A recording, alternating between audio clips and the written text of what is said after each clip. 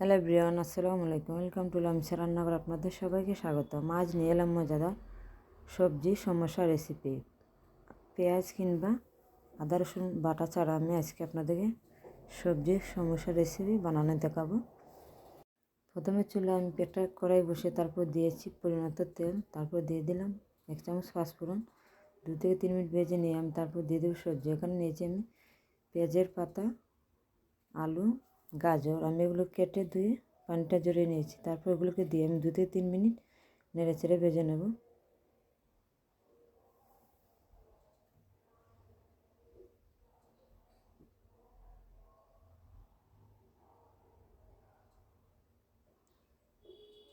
এরপর যে দিয়ে দেবো আমি পরিমাণ মতো লবণ, দিয়ে দেবো টমেটো কুচি, কাঁচামরিচ কুচি। আপনাদের পরিমাণ মতো জাল অ্যাড করতে পারেন। তারপর আবার 2 থেকে 3 মিনিট আমি নেড়ে চেড়ে দেবো।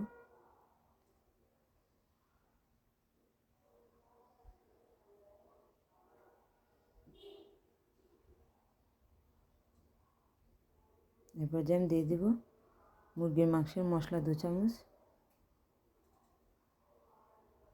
বাজারে কিনতে পাওয়া যায় যে প্যাকেটে মুরগির মাংসের মশলা, সেটা আমি ইউজ করেছি।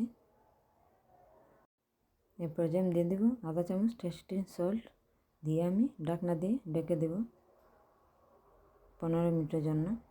চুলা আঁচটা একটু কম রেখে একবার যাই ফিরে এলাম 10 থেকে 15 মিনিট। তারপরে যে আমি চুলার আঁচটা একটু বাড়িয়ে 5 থেকে 6 মিনিট নেড়ে চেড়ে সবজিটা আমি করে নেব। তারপরে দিয়ে দেবো আমি ধনিয়া পাতা কুচি। ধনিয়া পাতা কুচি দেওয়ার পর আমি ঢাকনা দিয়ে ঢেকে দেবো। তারপর আমি নামিয়ে নেব। তৈরি হলো আমাদের সবজি। এরপর যে আমি সমস্যার জন্য একটা ড্র বানিয়ে নেব।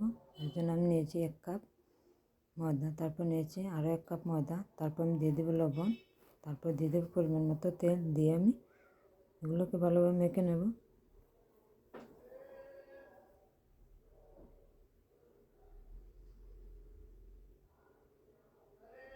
তারপর আমি এ পর্যায়ে একটু কুসুম গরম পানি নিয়ে নেব। তারপর কুসুম গরম পানি দিয়ে আমি খামিটা বানিয়ে নেব।